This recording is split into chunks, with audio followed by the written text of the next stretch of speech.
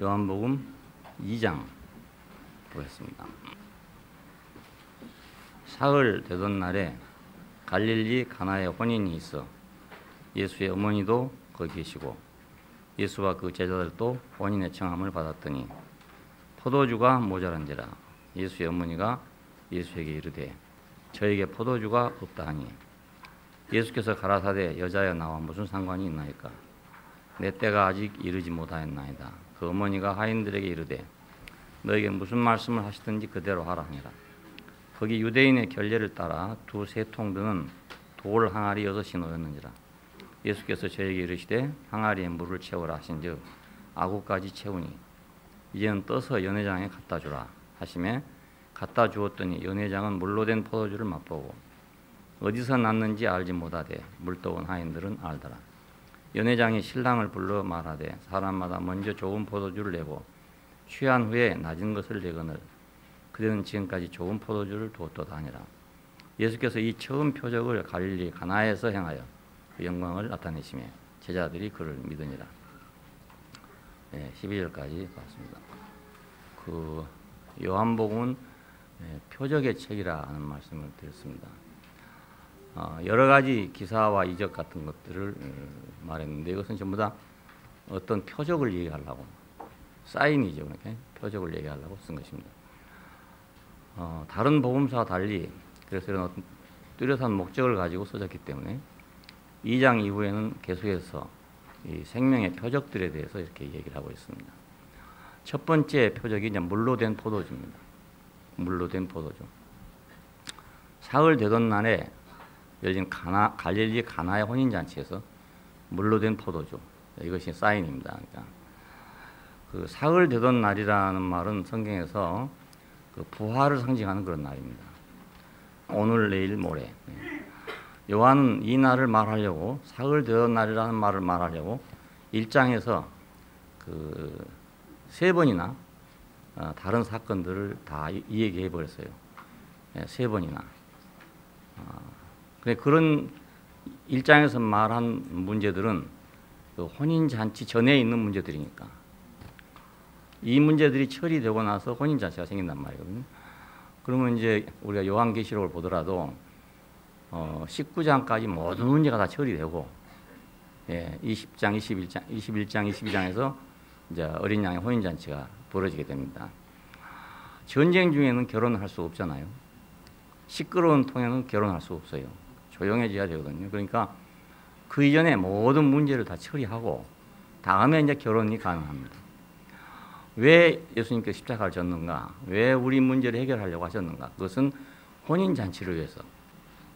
그 이전에 모든 것을 다 처리해야 됩니다. 그래서 요한은 그 1장에서 죄를 처리하는 문제, 또 제자들을 부르신 문제, 이런 문제들을 다 처리하고 나서 사흘 되던 날 이렇게 말한 것입니다. 실제로는 5일 되는 날, 5일째 되는 날입니다. 그런데 사흘 되던 날 이렇게 말했어요. 이것은 상징성을 가지고 있는 그런 의미입니다. 부활을 상징하는 날이기 때문에 결혼하는 날을, 혼인하는 날을 둘째 날을 하면 안 된단 말입니다. 둘째 날 결혼했다 이러면 안 된단 말이에요. 왜냐하면 아직 문제가 해결이 안 됐으니까. 아직 무덤에 있는 시간이니까. 그래서 셋째 날을 말하려고 일부러 1장에다 다 몰아쳐서 그전 걸 다 얘기하고 셋째 날을 얘기했습니다. 혼인은 옛 것을 끝내고 다시 시작하는 것이기 때문에 그렇습니다. 혼인잔치는 사흘 되던 날에 일어난다. 언제든지 혼인잔치는 사흘 되던 날에 일어난다. 그냥 교회는 언제나 혼인잔치인데 왜 혼인잔치가 되냐면 우리가 구속이라는 과정을 통과해서 오기 때문에만 혼인잔치가 가능합니다. 그냥 구속이 없는 그 과정이 없는 뭐 기쁨이랄지 뭐 즐거움이랄지 평안이랄지 뭐 이런 것들은 혼인잔치가 될 수가 없다. 자기 혼자는 즐거워할 수 있을지 몰라요. 나 혼자 예를 들어서 뭐 기쁨에 차일 수도 있고 나 혼자 뭐 아주 청결한 뭐가 될 수도 있고 이렇게 할 수 있어도 둘이 연합해서 혼인잔치가 될 수 없단 말입니다. 혼인잔치란 혼자 하는 게 아니지 않습니까? 신랑과 신부가 있어야 되는 거니까. 그러니까 꼭 사흘 되던 날에 혼인잔치는 일어난다. 우리의 혼인잔치도 사흘 되던 날 일어납니다. 그 이전 것이 다 처리돼야 혼인잔치가 가능하단 말입니다. 교회 오실 때 그 이전 것이 처리돼야 혼인잔치를 맛볼 수 있지. 그 이전 것 그냥 짊어지고 오면 혼인잔치에 참여할 수 없다고 합니다. 요한계시록을 쭉 읽어보면 긴 난리잖아요. 그 7인을 뗄 때마다 막 난리가 일어나잖아요. 그 난리 통에는 결혼잔치가 불가능하거든요. 그래서 그것이 다 끝나고 난 다음에 마지막에 이제 일어납니다. 성경 전체가 바로 이런 혼인 예식을 준비하는 그 사건입니다. 창세기 2장에서 둘이 한 육체가 될지니라 라고 했잖아요. 했는데 창세기 3장에 가서 거의 빗나갔단 말이에요. 그러니까 빗나간 것을 다 발로야만 창세기 2장 마지막에 둘이 합하여 한 육체가 될지니라 벌거벗었으나 부끄러워하지 아니하더라가 이루어지는 것입니다. 그러니까 우리 인생에도 이 과정이 필수적으로 필요하기 때문에 첫째 날과 둘째 날이 필요하고 그런 연후에만 혼인잔치가 가능하다. 세상에도 뭐 좋다는 건 많습니다. 평안하다는 것도 많고 즐겁다는 것도 많고 다 많아요. 많은데 혼인잔치는 아닙니다. 자기 혼자 즐거워하는 거지 혼인잔치는 아닙니다. 혼인잔치는 혼자 즐거워하는 게 아니고 신랑과 신부가 더불어서 그리고 많은 하객들과 더불어서 잔치가 벌어지는 거니까요. 혼인잔치는 사흘 되던 날 일어난다. 이걸 기억하시기 바랍니다. 혼인은 부활과 관계된 새로운 인생의 날입니다. 다시 시작한 날이란 말입니다. 지금까지 몇 살을 먹고 결혼하든지 간에 결혼할 때부터 제2의 인생이 다시 시작됩니다. 뭐 40살을 먹고 하든지 30살 먹고 하든지 20살 먹고 하든지 간에 결혼한 날부터 제2의 인생입니다. 결혼하기 전에 제1의 인생이에요. 그게 결혼하기 전에 둘째 날까지라 그 말입니다.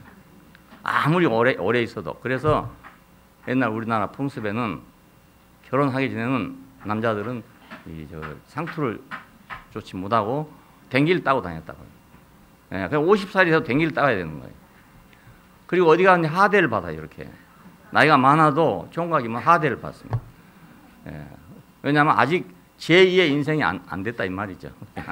진짜 인생 안으로 못 들어왔다 이런 뜻입니다. 성경대로 말하면 이거 부활의 날에 못 들어왔다 이거 아직. 그러니까 우리나라에 참 특이한 그런 제도가 있어요. 여자들도 마찬가지로 결혼하기 전에 다 댕기를 따야 하잖아요. 결혼해야 머리를 얹어준단 말이에요. 그러니까 그 결혼식을 머리 얹어주는 시기라고 그렇게 말합니다. 머리 얹어주는 시기. 새로운 날, 부활과 관계된 새로운 날이다. 하나님은 생명을 창조하시고 나서 생육하고 번성하여 땅에 충만하라 그랬잖아요. 근데 이 신성한 목적을 이루려면 절대적으로 혼인이 필요합니다. 혼인이 없이는 생육도 안 되고 번성도 안 되고 땅에 충만하기도 안 되고 아무것도 안 되는 거거든요. 그러니까 우리는 출생이 중요하지만 만약 출생만 있고 만다면 혼인이 없다면은 이건 저주나 마찬가지예요. 근데 출생이 있고 혼인이 있기 때문에 이게 축복입니다. 혼인은 아주 축복입니다. 그 창조가 끝난 후에 바로 혼인을 선포하신 것입니다. 창세기 1장은 전적으로 창조만 얘기했습니다. 그런데 창세기 2장의 목표는 혼인입니다. 둘이 합하여 연합하여 한 몸을 이루지라. 창세기 2장의 목표는 그것입니다. 자, 우리는 이제 여기서 그 결혼은 그러니까 제2의 인생일 뿐만 아니라 이건 새로운 인생이다. 새로운 시작이다. 우리가 주님을 만나는 것은 새로운 시작이다. 새로운 날이다. 새로운 인생이다. 그냥 옛날 것이 그냥 그대로 연속되는 게 아니라는 것 말이에요. 결혼하면 많은 게 달라지잖아요. 혼자 살던 사람이 둘이 살아야 되기 때문에 많은 게 달라집니다. 많은 게 달라요. 생전 목욕도 안 하던 남자가 결혼하게 되면 목욕을 해야 되는 거예요. 왜냐하면 할 수 없이 마누라가 목욕을 하라고 하기 때문에. 우리 교회도 대표적으로 그런 형제도 있습니다. 그러니까 혼자 마음대로 못 살아요. 그때는 이제 둘이 같이 살아야 되기 때문에 혼자 못 살거든요. 그래서 인생이 완전히 달라지는 거예요. 근데 아직도 자기 혼자 마음대로 사는 것처럼 생각하고 결혼 생활을 하게 되면 큰 낭패죠. 그러니까 결혼했으니까 이제는 내 마음대로 못 산다고 알고 해야 되는데 자기 집에서 하던 버릇 그대로 말입니다. 자기 혼자 마음대로 살던 그때 일을 생각하고 살면 이 결혼이 안 되겠을 거 아닙니까? 많은 게 달라집니다. 많은 게 달라요. 근데 이 잔치가 어디서 벌어졌냐? 갈릴리 가나에서 일어났다. 네, 이거 다 의미가 있습니다. 그 요한이 이걸 쓸 때는 그냥 쓴 게 아니고 다 의미가 있었습니다. 예루살렘에서 일어날 것 같잖아요. 우리가 보면.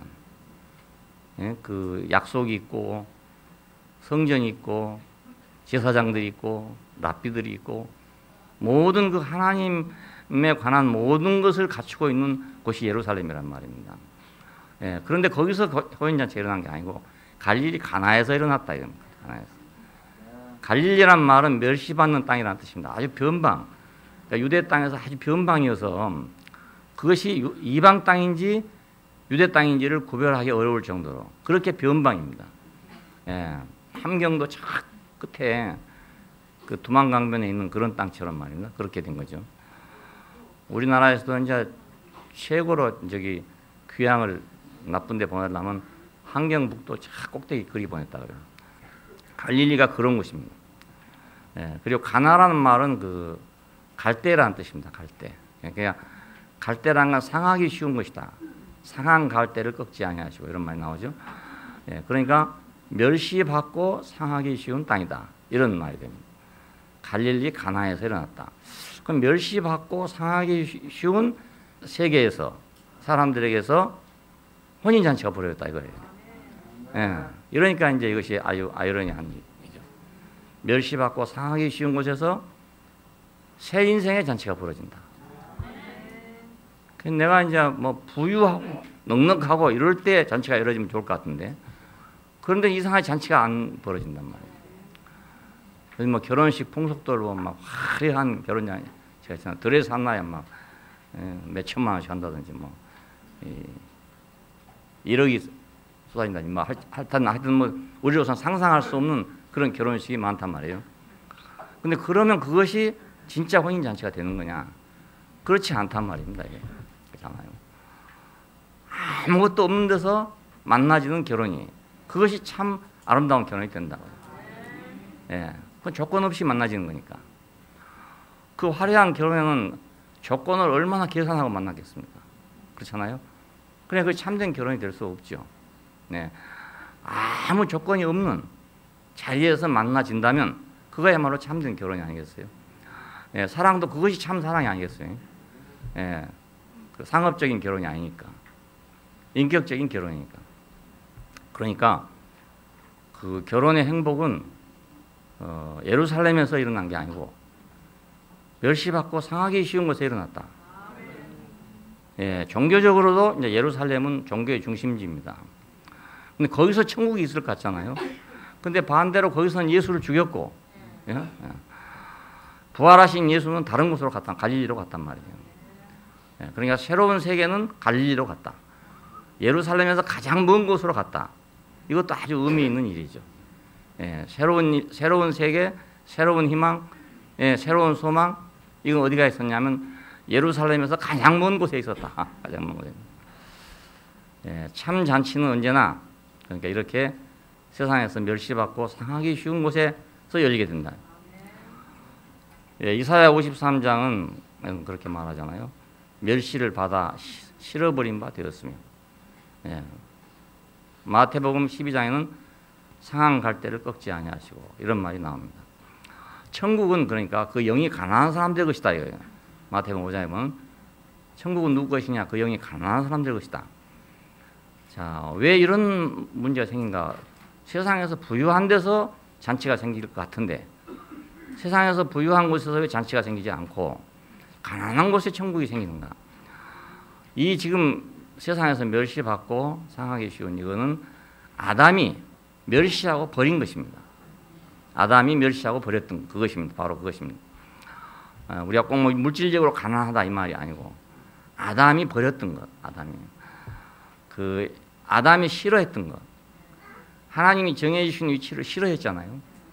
예, 하나님이 인생에게 특별한 목적을 두시고 지어놨는데도 불구하고 그걸 싫어했단 말입니다. 그래서 사탄의 말을 듣고 선악과를 먹었습니다. 그걸 싫어서. 그거 좋았으면 뭐하러 먹겠습니까? 예, 자기 집이 좋으면 뭐하러 가출을 하겠습니까? 예? 집이 싫으니까 가치를 하는 거잖아요.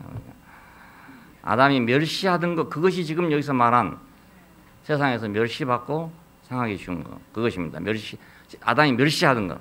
어쩌면 우리도 그걸 멸시했던 것이죠. 예, 이걸 멸시하고 다른 것을 추구했던 겁니다. 모두가 다. 예? 십자가에 못 박힌 예수를 멸시하고 우리는 다른 걸 추구했던 것이죠. 그 멸시를 받아서 싫어버린 바 되었다. 아담이 그거에 싫어서 선악과를 먹었다 하는 자리가 가장 극명하게 드러난 데가 십자가입니다. 예, 그것이 가장 확실하게 드러난 데. 예, 그런데 이상하게 인생을 위한 참된 혼인은 바로 그 자리에 있다 그것입니다. 그리스도와 우리의 결혼만이 영원한 결혼입니다. 예, 그러니까 거기서 만남만이 참된 만남입니다. 여기에 축복이 있고 감사가 있고 만족이 있고 기쁨이 있는 곳이란 말입니다. 이건 변치 않는 것이죠. 그러니까 그냥 우리 교회를 인격 안에서 만나면, 예수 안에 있는 그 인격 안에서 우리가 교회가 될 때는 이 교회는 항상 행복한 것이죠. 네, 항상 행복한 거죠. 근데 그거 아닌 다른 것으로 만나려고 하면 세상하고 똑같아요. 다 똑같은 사람인데 밥을 다른 건 먹습니까? 물을 다른 건 마십니까? 다 똑같은 밥, 똑같은 물 먹으니까 방구 냄새는 다 똑같고 그렇잖아요. 그러니까 거기서 그런 세계에서 찾으려고 하면, 만남을 찾으려면 만남이 안 된단 말이에요. 예. 우리가 멸시하던 그 자리에서 만나져야, 예. 그래야 참된 혼인이 가능합니다. 잔치에 포도주가 다 했다. 근데 이 즐거운 잔치에 이제 포도주가 떨어졌다 이거예요. 포도주는 잔치를 위해서 필수적인 것이었습니다. 그 사람들한테. 예, 우리나라에서도 뭐 잔치집에 술 없는 잔치는 없지요. 그러니까. 근데 예수님의 어머니가 그걸 알고 아들에게 그걸 전해줬어요. 아마도 이 잔치집은 예수님과 무슨 연관이 있는 그런 집이 아니었는가 이렇게 생각하는 학자들이 있습니다. 왜냐하면 예수님 어머니도 거기 와 있었다고 그러고, 또 예수님과 그 제자를 또 초대를 받았다 그러잖아요. 어떤 사람은 이것이 아마 요한이었을 것이다라는 사람이 있습니다. 왜냐하면 요한은 항상 자기를 감춰놓고 있기 때문에. 예, 여기 신랑도 요한이 아니었겠나 이렇게 생각하는 사람이 있어요. 그것도 가능합니다. 예수님 가까운 주변에서 이런 일이 일어났는데 이것이 꼭 우연한 일이겠는가? 예, 우연한 일이 아니란 말입니다. 어떤 사건이 발생한 것은 우연한 사건이 하나도 없습니다. 예, 다 어떤 연유가 있어서 그런 사건이 발생합니다. 예, 주님은 끝난 곳에 도착하신다. 예, 우리가 끝난 곳에 주님은 도착하신다. 예, 나는 더 갈 곳이 없는데 시작하신다. 자, 이것이 이제 생명의 원칙이에요. 주님 주변에서 포도주가 떨어진 사람이 많습니다. 주님 오시는데 내 포도주는 떨어졌다요. 그럼 내가 내 포도주가 떨어졌으면 그때가 주님이 오시는 날인데 우리는 그걸 피해서 어찌든지 포도주를 어디서 구해오려고 생각한단 말이에요. 그 유태인들은 잔치에 그렇게 했답니다. 손님이 많이 오면 그 포도주를 다 감당할 수 없으니까, 포도주가 많다는 것은 풍요를 의미합니다. 부잣집이라야 많다 그 말이죠. 그래서 초장에 좀 술을 먹어서 얼굴이 취하고 나면 다음에 이제 물타기를 해가지고 2분의 1로 타가지고 먹인답니다. 그런 게 있었다고 그러네요. 예, 가난하다 보니 그렇게 되겠죠. 예. 그러니까 물타기 할 것이 아니라 포도주가 떨어졌습니다 해야 되는 건데 떨어졌습니다. 그 포도주가 떨어졌다 그러면 창피를 당한단 말이에요. 그 신랑이 수치랍니다. 이게 최고의 수치랍니다. 그러니까 안 그러려고 이제 물타기 해갖고 한다. 이걸 어쩌면 우리 인생하고 똑같아요. 우리 인생도 또 창피 안 당하려고 계속 물타기를 한단 말이에요. 예, 취할 수도 없는 물타기를 해서 그 가짜 포도주를 가지고 인생을 즐겨보려고 생각한단 말입니다. 뭐 다른 걸 만들어 가지고, 자, 인생에 기쁨이 없으니까 뭔가를 가지고 만들어서, 그래서 인생을 즐겁게 해보려고, 끝까지 즐겁게 해보려고. 어떤 사람을 만나는데 그렇게 해요. 자기가 병들어서 이제 오래 살지 못할 것이라는 걸 알고 하는 말인데, 될 수 있는 대로 즐겁게 살려고 그럽니다. 이렇게 말하더라고요. 예, 그러니까 모든 걸 버리고 오직 남은 시간을 난 즐겁게 살려고 합니다. 예, 그것도 아마 세상 사람으로서는 지혜로운 일이죠. 그 간경화가 돼서 이제 오랫동안 앓고 있었으니까 이제 죽음이 임박해 온다는 걸 알았죠. 이렇게 알았는 여러 번 토요를 하고 했으니까. 근데 그래도 절대로 자기는 슬퍼하지 않고 즐겁게 인생을 살다 가겠다. 이래요. 이것도 일종의 물타기죠. 이것도 물타기. 그때 꼭 주님이 필요한 건데, 그렇죠? 꼭 주님이 필요한 건데 이것도 일종의 물타기인데 그래도 이건 상당히 지혜로운 물타기라고 할 수 있습니다. 근데 이제 이것 아닌 다른 세상의 어떤 것을 채워가지고 그 빈자리를 채워보려고 사람들은 애를 쓰고 다니는 거거든요. 그래서 정치가 주변에는 정치가들이 우글우글 합니다. 예술가 주변에는 예술가들이 또 우글우글 합니다. 그러니까 예수님 주변에 있는 사람은 참 행복한 사람이죠. 예, 그 포도주가 떨어졌을 때 대책이 있으니까. 예, 그러나 정치가 주변에 따라다니다가 포도주 떨어지면 대책이 없죠. 예, 육신으로 말한다면 우리 육신이 늙어지면 기쁨도 사라져 갑니다. 젊은이들이 TV에 나와서 하는 거 보십시오. 막 너무너무 막 기쁨이 충만해가지고 토요일 밤에 하면서 막 뛰는 거 보면 말입니다. 어떻게 저렇게 막 충만한 기쁨이 나올 수 있냐. 예. 근데 그 노인들을 모아놓고 아무리 해도 그거 안 나옵니다. 그것도 호르몬 관계거든요. 호르몬 관계. 그러니까 사람이 늙어지면 기쁨도 없어져 버립니다. 물론 생명이 끝나면 기쁨도 같이 끝나죠. 그러니까 우리 인생은 언젠가는 포도주가 다 떨어질 사람들입니다. 예, 포도주가 떨어질 사람. 젊음의 포도주가 끝날 것이고 명예의 포도주도 끝날 것이고 예, 돈의 포도주도 끝날 것이고 지식의 포도주도 다 끝날 거거든요. 근데 이 끝날 때 꼭 누가 필요하냐면 주님이 필요하단 말이에요. 예, 그러니까 주님 주변에서 이런 일을 당하면 참 복된 것이죠. 멀리서 예수님 없는 예루살렘에서 포도주가 끝났으면 이 사람이 어찌 되겠습니까? 창피만 당하고 말 거 아닙니까? 떵떵거리고 살다가 창피당하고 말 거 아니겠어요? 그런데 예수님 주변에서 이런 일이 발생했다고 합니다. 이것이 이 집의 축복입니다. 예, 잔치집에 포도주가 떨어지면 잔치가 썰렁해지는 건 말할 것도 없고 신랑은 수치스럽게 된다. 난감하게 됐습니다. 이런 상황처럼 난감한 게 없죠. 그런데 이 말을 듣고 예수님께서는 그 일이 나와 무슨 상관이 있습니까? 이렇게 지금 성경에 말하고 있잖아요. 여자야 나와 무슨 상관이 있습니까? 이런 말이 이제 한 2번 이렇게 요한복음에 특별히 나오고 있습니다. 그래서 어떻게 아들이 자기 어머니한테 여자여 뭐 나와 무슨 상관이 있으면 이런 소리 할 수 있냐 이런 말을 하는데 그 사람들 풍습에는 이것이 그렇게 나쁜 말이 아니고 가능한 그런 말이 아닙니다. 할 수 있는 말이 아닙니다. 그러니까 했겠죠. 그리고 또 써놨겠죠. 아들이 어머니한테 뭐 욕한 것을 써놨겠습니까? 예, 나와 무슨 상관이 있냐? 사실은 자기 잔치가 아니고 남의 잔치 아닙니까?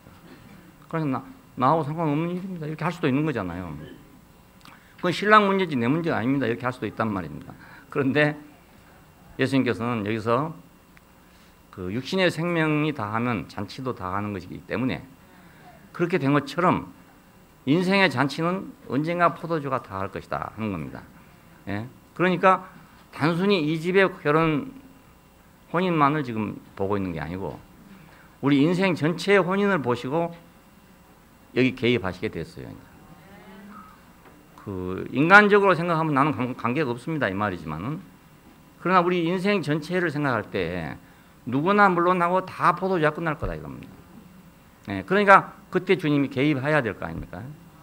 예, 예수께서 나와 무슨 상관이 있냐 그렇게 했지만은 따로 하인들을 시켜가지고 6개의 돌 항아리에다가 물을 가득 채우라고 했다고 합니다. 예, 이 물은 잔치에는 필요 없는 거죠. 맹물 떠놓고 잔치하겠어요? 맹물 떠놓고 기도는 할 수 있지만 맹물 떠놓고 잔치는 할 수가 없습니다. 예. 하나님 앞에 갈 때는 맹물 떠놓고 할 수 있지만 신에게 기도드릴 때는 맹물 떠놓고 할 수 있지만 사람을 기쁘게 하기 위해서 맹물 떠놓고 기쁘게 하겠어요. 그러니까 이 돌 항아리에다 물을 가득 채우면 아무 소용없는 물이란 말이에요. 쓸데없는 물로 가득 채웠단 말이에요. 근데 그걸 가득 채우라 하시고 육신적인 혼인잔치는 예수님이 어떻게 하실 수가 없는 일이었죠. 또 하실 일도 아니었고 그래서 내 일이 아니라고 했지만은 다른 새로운 잔치를 위해서 어떤 표적을 위해서 돌 항아리에 물을 채우라고 하신 것입니다. 그냥 하신 것이 아니고 무슨 다른 생각이 있어서. 예, 이 돌 항아리는 유대인들이 결례에 사용하는 것이랍니다.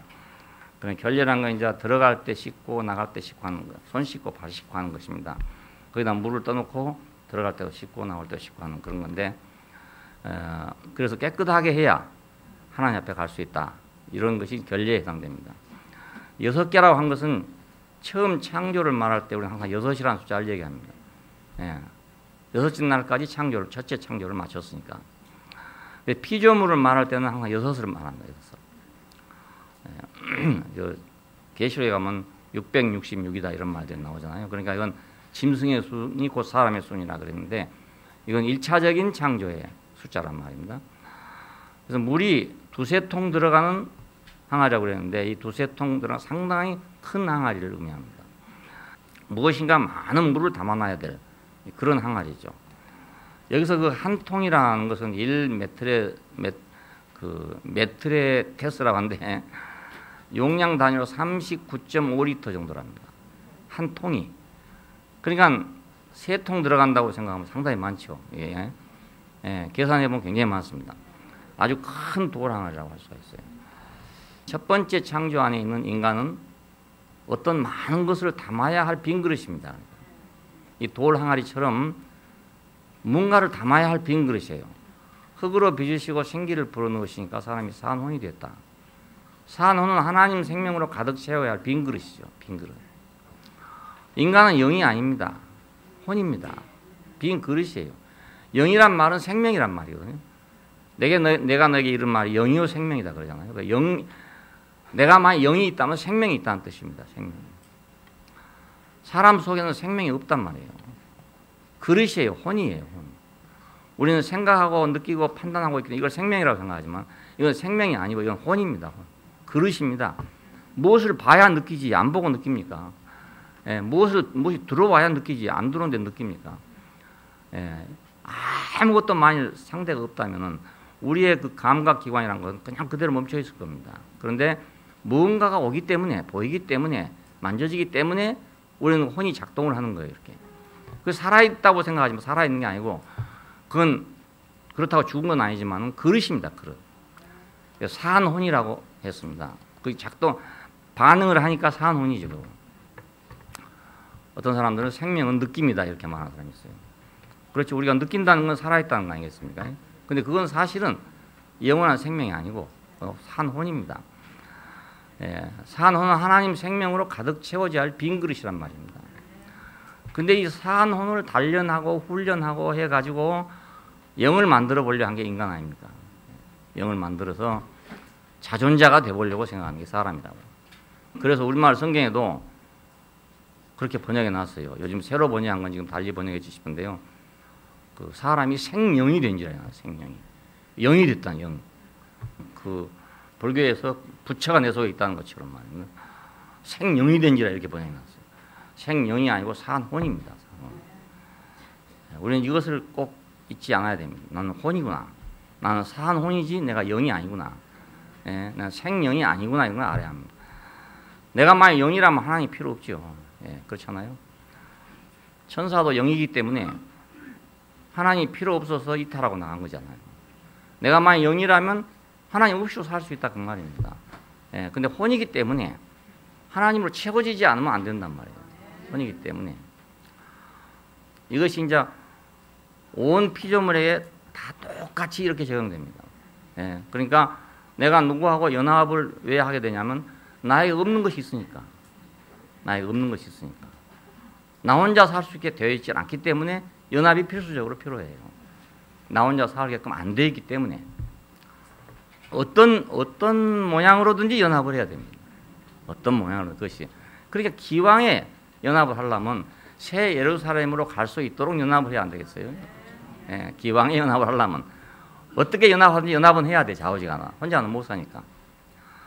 잔치집에는 커다란 빈 그 돌 항아리들만 자신을 채워줄 주님을 기다리고 있었습니다. 물만 늘 채우니까 이 돌 항아리가 얼마나 허무하겠습니까? 맹물만 채우니까. 그럼 맹물만 왔다 갔다 하는 거예요. 맹물만. 자, 우리 인생이 돌 항아리라고 한번 생각해 봅시다. 우리 돌 항아리 속에 영원한 생명이 들어와야 될 건데 이건 안 들어. 포도주는 안 들어오고 맹물만 왔다 갔다 한다. 뭐 떠다가 발 씻고 가고 손 씻고 가고 이러고 한다. 그러면 인생이 허무해지죠. 그러니까 우리가 주님이 없으면 허무한 이유가 그것입니다.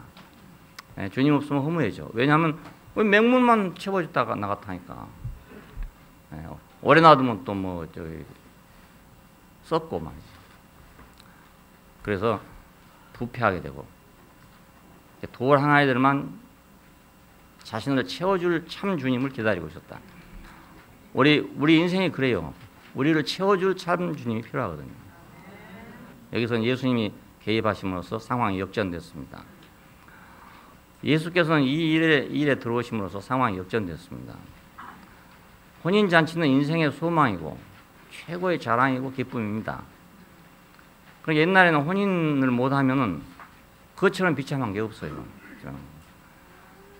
하나님이 주신 창조의 모든 축복은 혼인으로 완성되는 거니까 생육하고 번성하여 땅에 충만하라 땅을 정복하고 지배하고 다스리라 어디서 됩니까? 다 혼인으로 되는 거 아닙니까? 혼인 없이는 그 축복이 이루어질 수가 없어요. 창세기 1장에서 모든 걸 창조하신 하나님은 마지막으로 사람을 창조하시고 생육하고 번성하여 땅에 충만하라 땅을 정복하고 지배하고 다스리라 그랬습니다. 왜 아브라함이 그렇게 아들을 낳으려고 한 줄 아세요? 바로 이 약속을 이루어야 하기 때문에. 야곱은 왜 아들을 12이나 낳은 줄 아세요? 다 이 약속을 이루려고 하기 때문에. 구약시대에서 왜 자식 많은 걸 축복이라는 줄 아세요? 다 이 축복 때문에 그렇습니다. 모두가 다.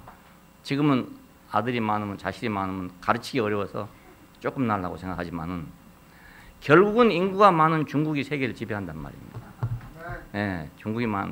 인구가 많으니까 별 수가 없어요. 지금 뭐 아무리 첨단으로 나간다 하더라도요. 저 15억의 인구를 당할 나라가 없습니다. 도저히 그 방법이 없습니다. 앞으로 분명히 세계를 지배할 초강대국으로 발전하게 됩니다. 그동안에 공산주의 하느라고 잠을 자고 있어 그랬지. 지금 막 급속도로 발전하고 있잖아요. 달나라에 지금 3번째로 착륙을 했잖아요. 그러니까 지구상에서 달나라에 착륙한 나라는 3개밖에 없다. 뭐 그것도 뭐 대번에 올라가 보니까 말이야. 뭐 실패도 없이 그냥 대번에 올라가 보니까. 우리는 뭐 그거 뭐 하나 쏘아 올리는데 뭐 몇 번 해도 안 돼가지고 뭐 그래갖고 뭐 할 수 없이 또 러시아에 가가지고 쏘아 올려가지고 이렇게 하고 있는 판이에요. 참 하여간 인구가 많아야 되는데 땅은 좁고 정말 한심하기 이를 데가 없습니다. 생육하고 번성하여 땅에 충만하라. 땅을 정복하고 지배하고 다스리라. 그러니까 이 땅에 있어서 가장 강자는 인구가 많은 나라입니다. 결국 인구 많은 나라입니다. 옛날 원시시대로 다시 돌아가는 거예요. 원시시대에도 부족이 많아야 그래야만 강한 부족이 됩니다. 시골에 가보면 금방 알 수 있어요. 한 동네에서 어느 시족이 가장 많냐에 따라서 그 세력권이 그리 몰려 있습니다. 한두 집 사는 사람들은 맥도 못 쓰고 말도 잘 못합니다. 원시적으로 갈수록 그런데 지금 세상이 이제 확 발전했다고 그러는데 보니까 도로 원시 상태로 돌아가거든요. 사람은 똑같아요. 아담을 동산에 두시고 그걸 지키게 하시면서 배필을 지어서 둘이 한 육체가 되도록 했습니다. 또한 최종적으로는 어린 양의 혼인잔치로서 신성한 하나님의 계시가 결정을 이루게 됩니다. 하나님은 사람을 창조하시고 그들이 생명나무 열매를 먹고 연합하여 영원한 나라를 이루게 그렇게 하셨어요. 이건 축복인 동시에 또 신성한 기름 부음이고 사명이고 그렇죠. 사명이고. 그러니까 육신적으로도 뭐 인구가 많은 건 축복이고 자관이에요. 육신적으로도. 그런데 뭐 알만 많이 깐다고 될 일은 아니기 때문에 영적인 아들이 많아야 되겠죠. 그런데 하나님을 떠난 아담은 자신의 형상대로 큰 돌 항아리를 만들어 놓고 물을 담아 놓고 더러움을 씻고 그 물로 씻으려고 생각해요. 자기가 만든 돌 항아리에다가 물을 담아 놓고 그걸로 씻으려고 생각한다 이 말입니다. 포도를 비틀어 가지고 즙을 짜서 발효시켜 가지고 술을 만드는 거잖아요. 그러니까 포도가 생명이지만은 이거 나쁘게 부정적으로 쓰일 때는 그 심판의 포도주 그 나옵니다. 왜냐하면 포도주를 그냥 담근 게 아니고 막 발로 밟고 비틀고 막 이래 가지고 그걸 포도주를 만들어내거든요. 그러니까 포도주를 먹는다는 말은 좋은 의미에서는 참 축복이지만 나쁜 의미에서는 생명을 비틀어 짜먹는 거나 마찬가지예요. 예, 그것도 모자라서 발효를 시켜가지고 발효시킨다는 건 썩히는 거잖아요. 알고 보면 썩히는 거예요. 예, 그렇게 해갖고 하나님 앞에 잔치를 하려고 한단 말이에요. 씻고 물로 씻고 그 생명을 비틀어 짜낸 포도즙을 먹고 마셔가지고 그 기쁨으로 잔치를 벌이려고 생각한다 그 말입니다. 그래 하나님이 그걸 보고 즐거워하시겠습니까? 옛날에 보면 전쟁해갖고 막 이기면 말이에요. 포로들을 잡아다 놓고 말이에요. 완전히 이제 고양이가 쥐 놀리듯이 말이에요. 놀리면서 잔치를 베풀잖아요. 그거 비슷한 짓이죠. 이런 짓이 그런 똑같은 거. 그 자리에 온 사람들도 다 그래도 옷 차려입고 말입니다. 뭐 깨끗하게 하고 뭐 이래 안 왔겠습니까? 또 좀 지위가 있는 사람들이 그 자리에 안 왔겠어요. 원형 경기장에 올 때 말입니다. 그렇게 하고서 인생의 잔치를 즐기려고 한단 말이에요. 그러나 이건 어리석고 헛된 노력입니다. 새 생명을 받아서 참된 연합을 이루어야 그래야 더러움이 씻어지고 기쁨의 잔치는 영속하는 것입니다. 연합이 이루어져야 비로소 수치가 없어지잖아요. 둘이 한 몸을 이룰지도 하고 저들이 벌거벗으나 부끄러워하지 아니하다 그럽니다. 왜 벌거벗었지만 부끄럽지 않느냐? 그건 연합이기 때문에 그렇단 말이에요. 예. 둘이 마음이 합해지면 수치가 없어진다 그 말이잖아요. 예. 자기 혼자 뭐 나는 고고하다 나는 뭐 완전하다 아무리 해봐도 소용이 없습니다. 둘이 연합해서 그것이 완전한 것이기 때문에 그러니까 새 생명을 받아서 참된 연합을 이루어야 그래야만 더러움이 저절로 씻겨지고 부끄러움이 없어지고 기쁨의 잔치가 영속한단 말입니다. 그러니까 포도주 진짜 포도주 아니겠어요? 그게 참 포도주. 예, 생명을 받으면 육체가 독생자의 영광이 됐단 말이에요. 예수님 육체나 우리 육체나 똑같은 거 아니겠습니까? 근데 어떻게 독생자의 영광이 됩니까? 예, 은혜와 진리가 어떻게 충만해집니까? 예, 돌 항아리는 이 인격을 받으면 다함이 없는 포도주로 가득 채워진단 말이에요. 자, 이것이 지금 표적입니다. 더 이상 효력이 없는 결제를 위한 물 항아리가 될 필요가 없는 거잖아요. 포도주를 담지 못하기 때문에 물만 담고 맨날 씻기만 했던 거죠. 씻으면 다음날 또 먹고 또 다음날 먹고 그렇게 하는 거잖아요. 근데 이제 그것이 만일 독생자의 영광이고 은혜와 진리가 충만해지면 더 이상 그런 헛된 일을 할 필요가 없단 말입니다. 주님은 하인들에게 돌 항아리에서 물로 된 포도주를 떠다가 연애 맡은 사람에게 갖다 주라 그랬다는 이건 새 포도주였습니다. 영문을 알지 못한 연회장은 새로 가져온 포도주를 맛보고 이렇게 좋은 포도주를 지금까지 뒀냐 이렇게 감탄했다는 거예요. 이 사람은 영문을 모르겠죠. 웬 포도주가 갑자기 또 나오는지 아마도 그는 이런 포도주를 생전 처음 맛봤을 것입니다. 연회장이란 말은 그 잔치를 주관하는 사람인데 시골에 잔치하는 데 가보면요. 그거 뭐 뭐라 해요. 우리가 주방장 말하듯이 그렇게 말하는 거 있습니다. 그 사람 딱 이제 잔치 준비하는 데 상석에 앉아가지고 전체 뭐 음식을 이제 분배하고 하는 걸 지시하는 사람입니다. 주방장 댁이죠. 지금 말로 한다면. 이 사람이 포도주를 많이 먹어봤을 거 아닙니까? 집집마다 다니면서. 동네에서 이걸 잘하는 사람이 있어요. 그 아무나 하는 게 아니고 잔치 일어나면 아예 그 사람이 할 줄로 알고 있습니다. 그렇게 하고 있습니다. 근데 이 사람은 포도주 많이 먹어본 사람이죠.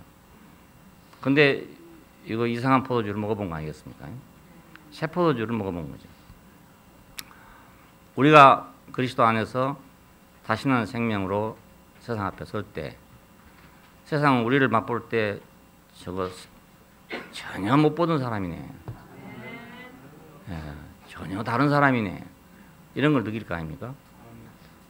우리 교회 온 사람들이 공통적으로 하는 말이 그냥 사람들의 얼굴이 참 편안해 보이더라. 이렇게 말해요. 편안해 보이더라.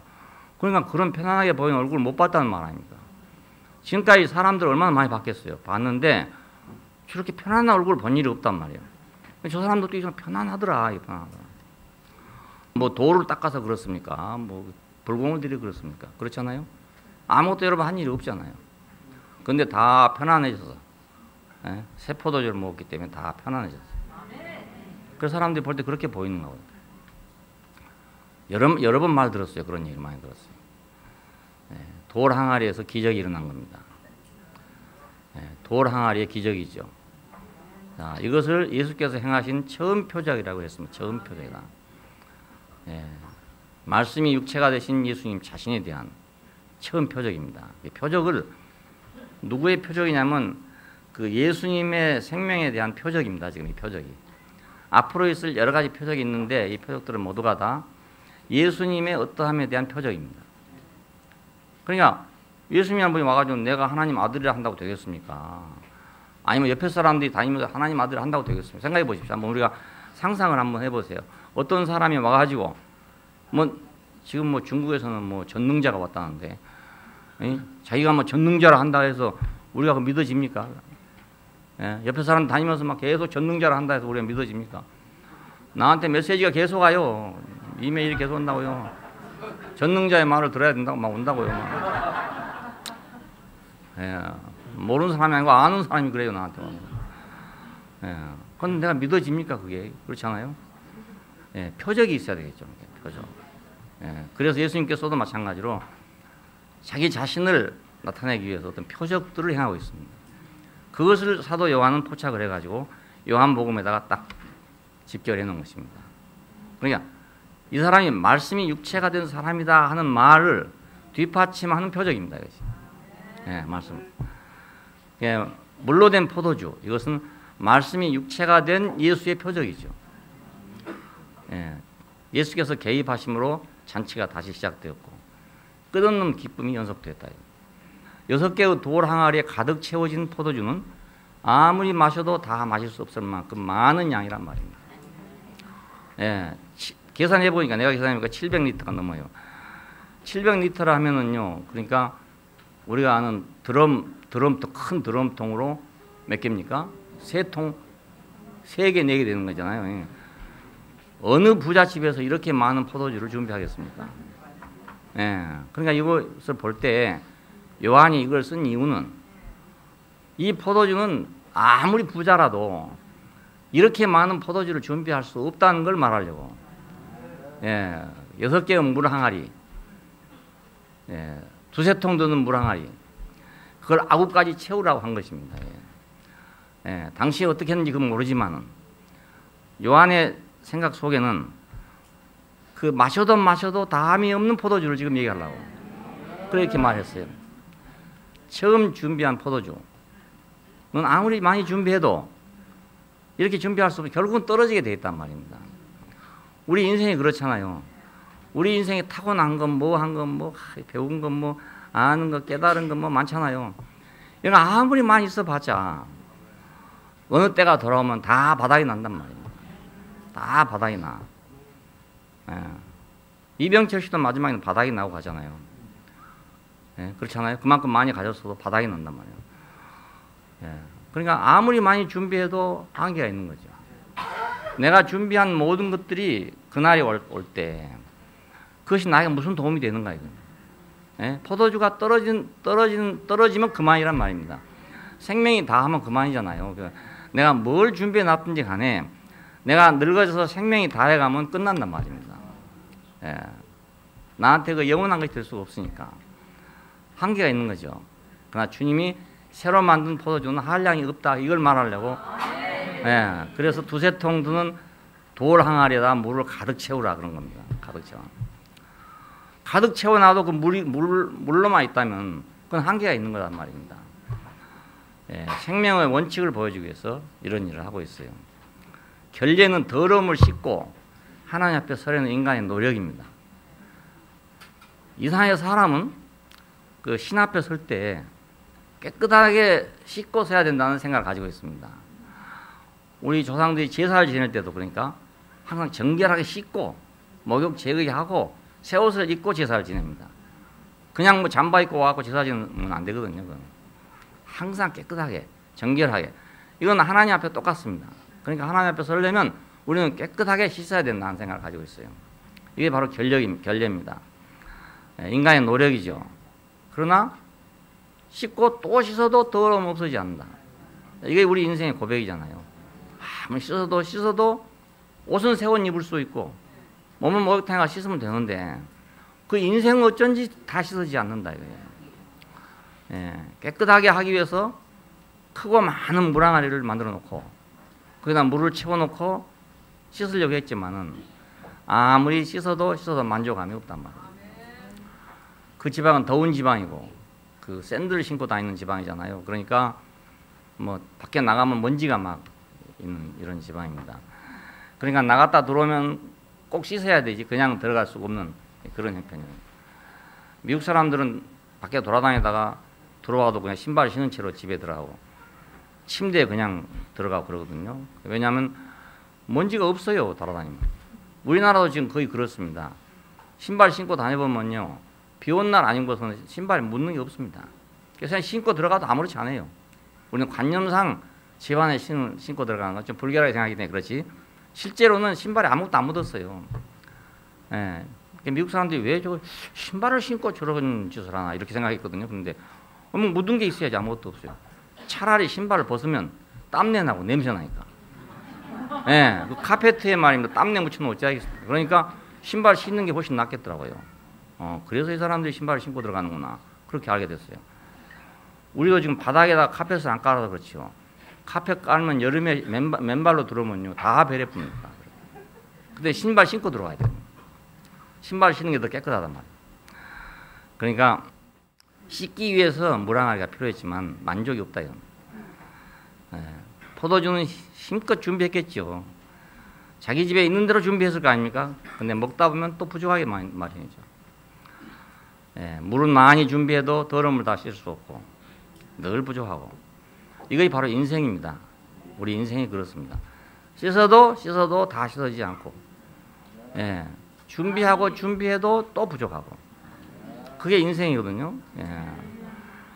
전에 그렇게 살을 때 내가 경험을 해보니까 항상 뭐가 조금 부족한 거예요. 항상 뭐가 기도를 해도 항상 조금 부족하고 이건 부을 해도 항상 좀 부족해.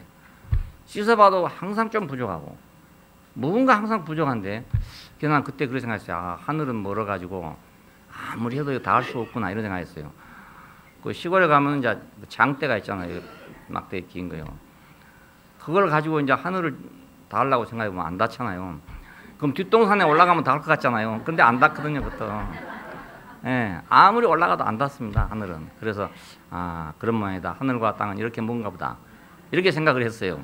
했는데, 그게 아니고, 물로 씻어 될 일이 아니고, 포도주 뭐하고 될 일이 아니었단 말입니다. 참 물이신 그리스도가 있어야 되고, 참 포도주가 있어야 됐던 거예요. 그러니까 포도주가 없으면 기쁨이 없어지고 물이 없으면 씻을 수가 없어요. 그냥 하나님 앞에 설 수가 없는 거죠. 물은 한계가 있습니다. 우리가 물을 아무리 준비해도 씻는 데 한계가 있다고요. 그럴 때 주님이 필요합니다. 우리가 그걸 알아야 주님이 필요하게 됩니다. 어떤 사람은 주님이 저렇게 갈망이 되는데 왜 나는 그런 갈망이 없을까? 또 이런 생각도 안 하셨습니까? 야, 저렇게 좌자매님같이 저렇게 갈망이 있는데 우리는 젊은데 왜 갈망이 없나? 아니었습니까? 근데 아직도 물을 의지하고 있기 때문에 아직도 자기가 만든 포도주를 의지하고 있기 때문에 그래서 그렇습니다. 어제 와서 말씀하시는 내가 뭐 한마디도 못 알아들어요. 한마디도 못 알아듣는데 말씀하신 그 말 속에서 그냥 뭐가 막 세례가 부어진 것 같아요. 물이 막 부어진. 그래 내가 중국말이란 게 저래서 이 중국말이란 게 이게 보통 말이 아니구나. 난 지금까지 중국말 들을 때 좋다고 생각 안 해봤거든요.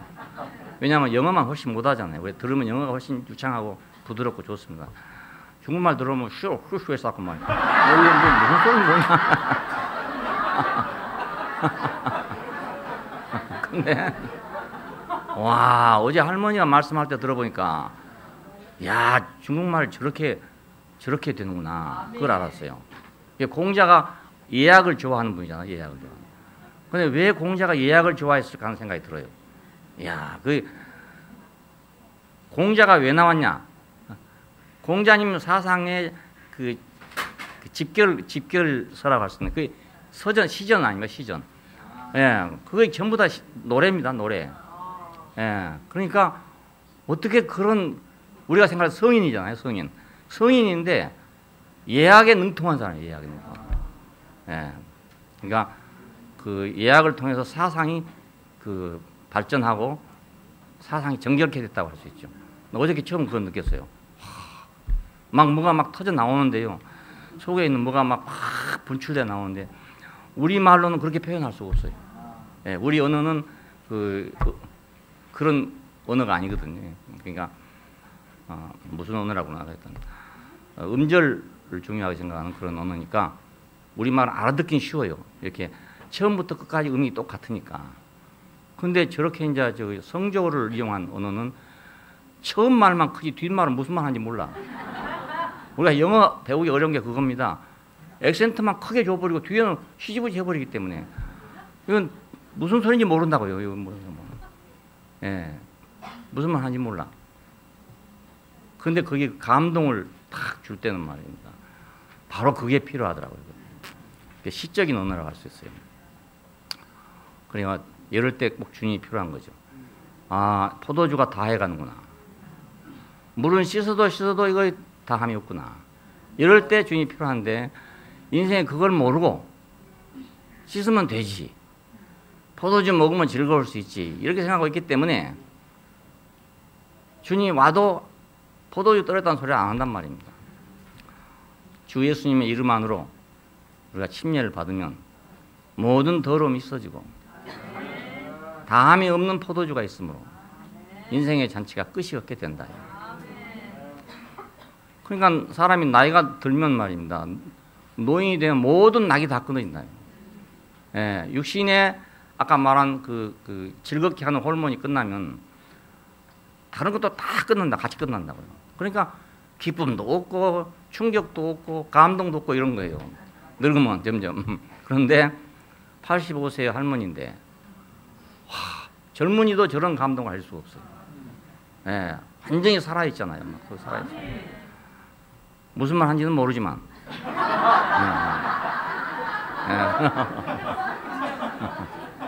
그래서 무스 해서 그래. 무스.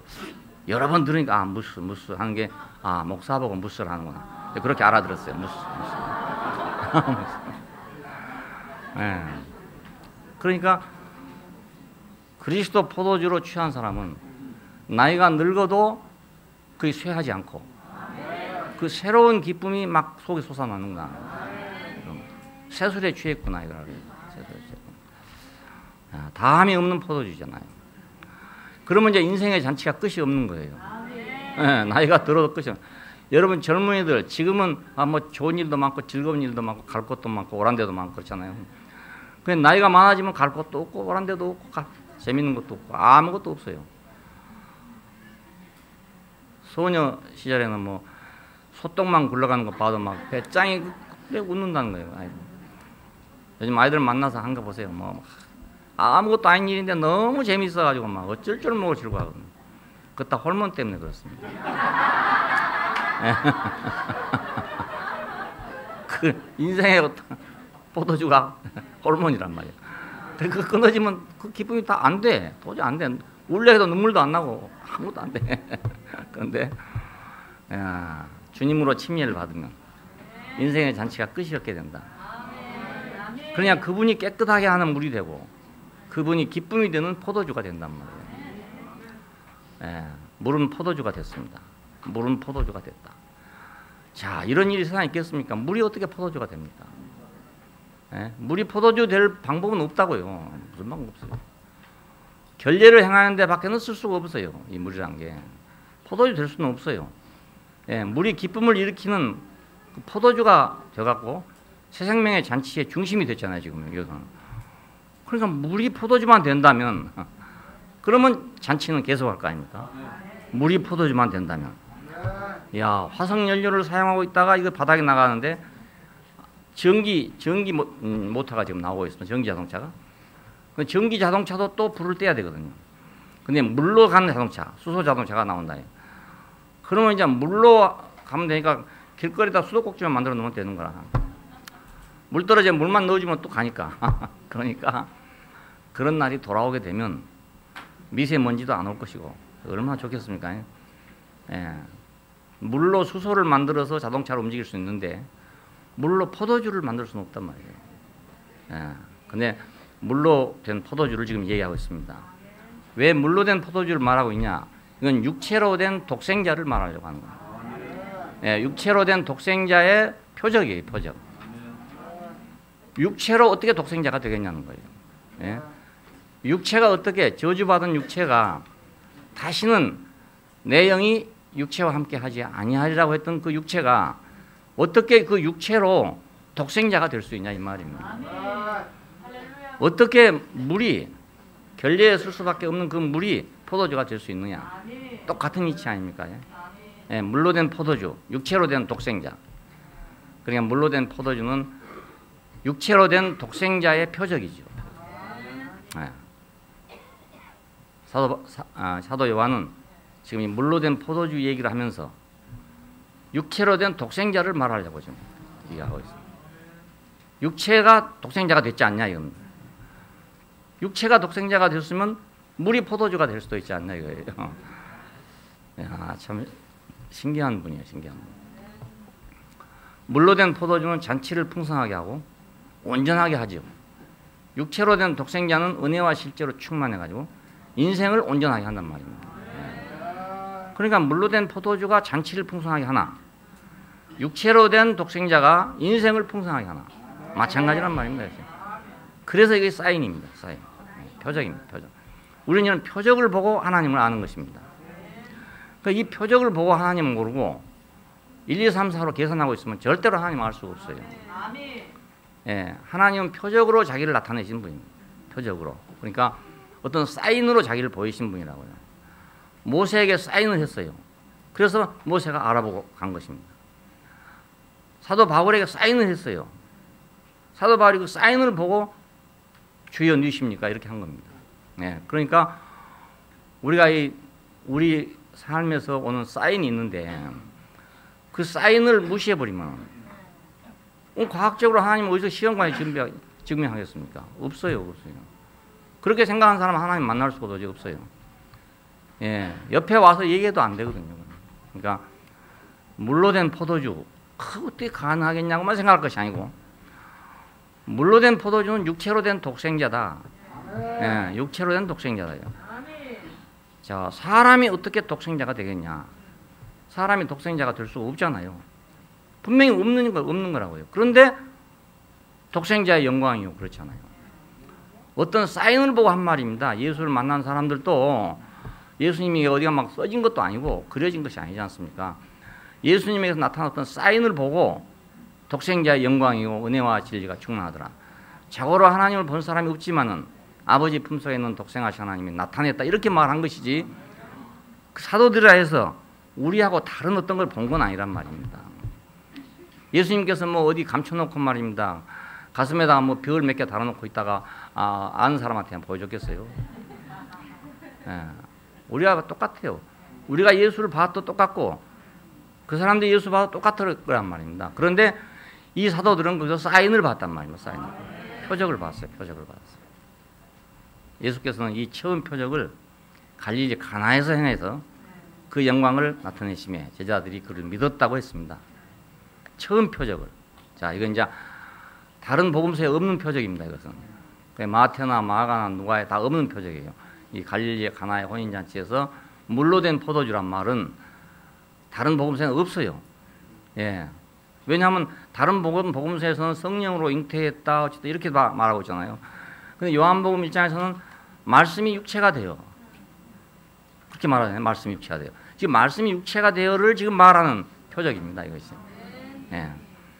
생명의 모든 표적은 이 원칙에 따르게 된다.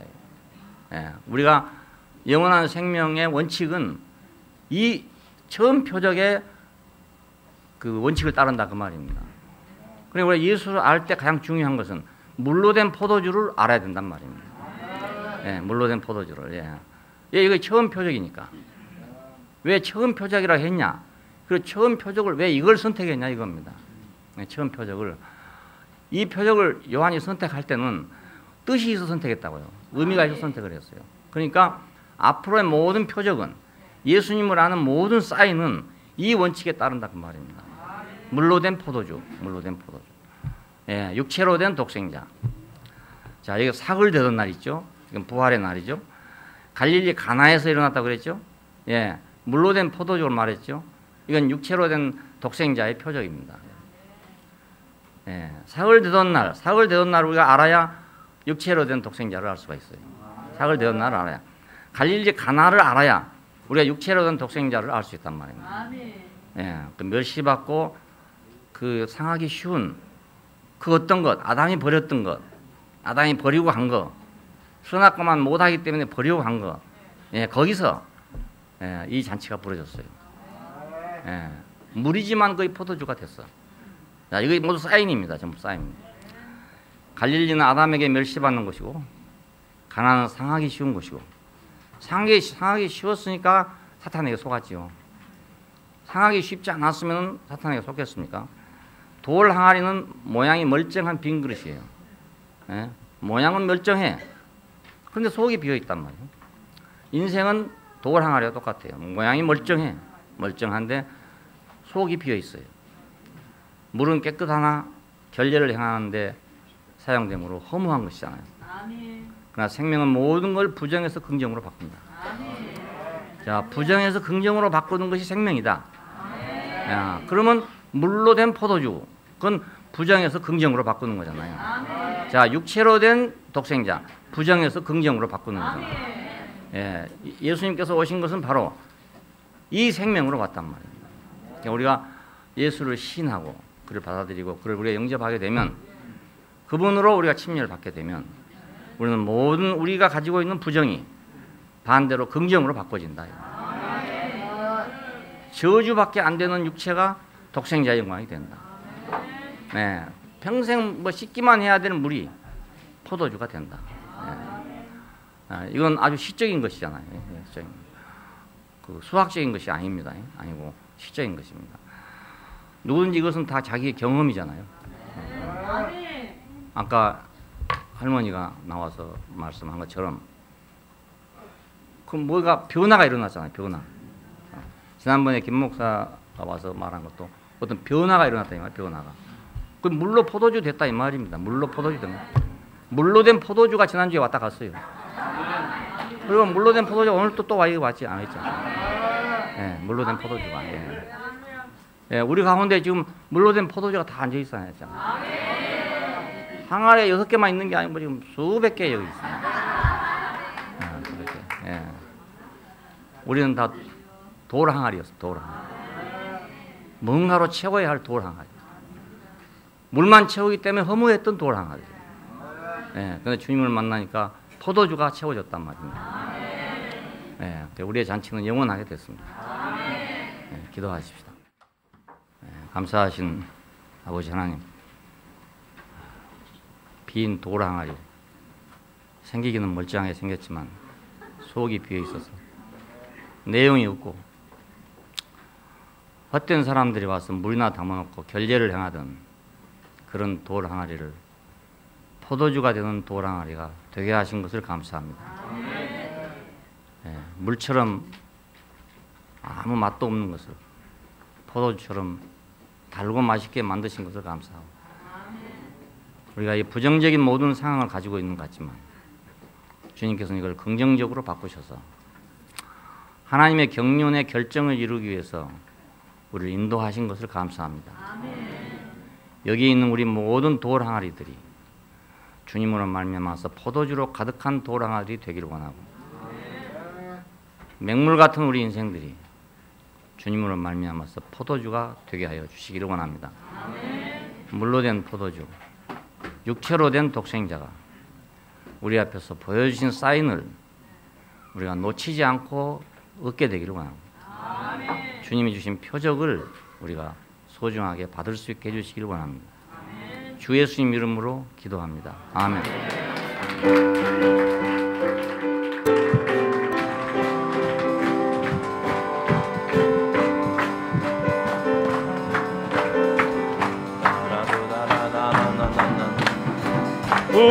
오늘 만난 사람 그리스도라네. 이 사람을 만난 곳은 교회 아니라네. 예수 운명 안에 포함돼 함께 죽고 함께 살아 교회로 나타난 이 사람. 여자의 후손인 약속의 그 아들, 말씀이 육신된 하나님 아들. 이 사람 십자가 달려있는 사람, 만유를 포함한 그 사람. 우리 다시 태어난 곳 교회 아니라네. 새 생명이 자라는 곳 교회뿐이라네. 주 예수의 구속 안에서 사람의 위치 되찾은 그분의 단체적 교현체. 교회는 새 사람, 하나님의 충만, 그리스도의 몸, 하나님 나라. 유대인 이방인 하나 된 새 인류, 어린 양 통치의 그 나라. 우리 함께 살아갈 곳 교회 아니라네. 인격으로 사는 곳은 교회뿐이라네. 선악과는 뿌리 뽑히고 인생의 진실만 남아 최종적 사회가 나타나. 생명이 있기에 말씀이 나오고, 그 말씀 있기에 생명 자라네. 그 양식 먹고서 예수로 사는 곳, 생명의 목장이 이 교회. 어린 양의 혼인잔치 여기 펼쳐졌네. 초대받지 않은 사람 한 사람도 없네. 높은 산이 평지되어 은혜가 강같이 흘러 기쁨의 축제가 열려져. 달콤한 포도주, 시원한 이 생수, 온 우주를 적셔 넘쳐 흐르네. 하나님 만족이 여기에 머무니, 우리는 영원한 주의 집. 달콤한 포도주, 시원한 이 생수, 온 우주를 적셔 넘쳐 흐르네. 하나님 만족이 여기에 머무니, 우리는 영원한 주의 집. 우리는 영원한 주의 집.